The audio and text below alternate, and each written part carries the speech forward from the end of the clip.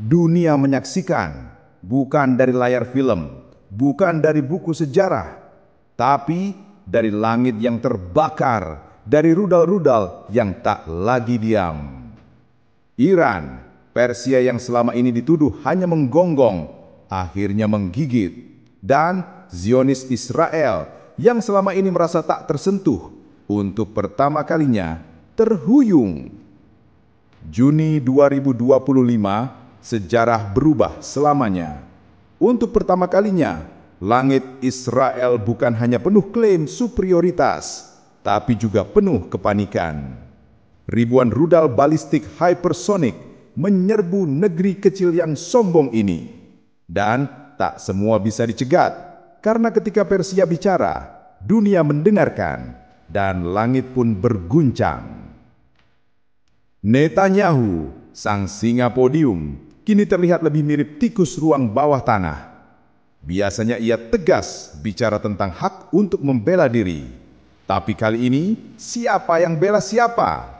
Bahkan Iron Dome pun mendadak jadi Iron Down. Sistem pertahanan yang dibanggakan kini hanya jadi slogan PowerPoint. Gaza telah dibombardir selama berbulan-bulan. Ribuan syahid, rumah-rumah rata dengan tanah. Dunia hanya diam. Tapi Iran, entah dengan keberanian atau keputusasaan, berkata, "Cukup." Dan dalam sekejap, yang tak pernah terjadi selama 75 tahun terakhir, terjadi. Ini bukan hanya tentang rudal, ini tentang harga diri peradaban. Persia, bangsa yang pernah menjatuhkan Romawi Timur, kini kembali mengingat siapa dirinya. Dari tanah Darius dan Cyrus, muncul generasi yang tak mau tunduk pada Zionisme modern.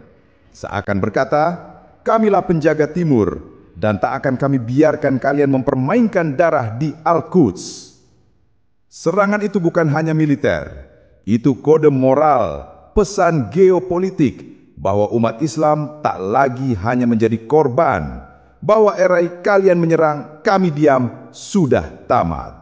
Bahkan jika dunia barat menyebut ini provokasi, umat di timur menyebutnya balasan yang tertunda. CNN menyebut Iran agresif, BBC menyebut Israel berhak membela diri, tapi tak satu pun menyebut bayi-bayi di Gaza yang meninggal dalam diam. Dunia buta selektif, kecuali saat Persia bicara.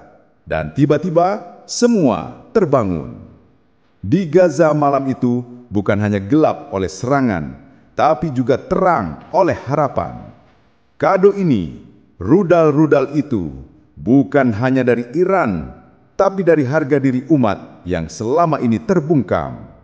Dari Lebanon, Yaman, Irak, Suriah, semua bergemuruh.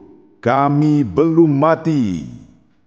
Kini Zionis mulai paham bahwa bukan hanya mereka yang bisa membuat orang takut, bahwa ketakutan bisa berbalik arah, bahwa ketika kezaliman tak dibalas, ia bukan berarti tak terlihat, tapi sedang menunggu momen paling menyakitkan.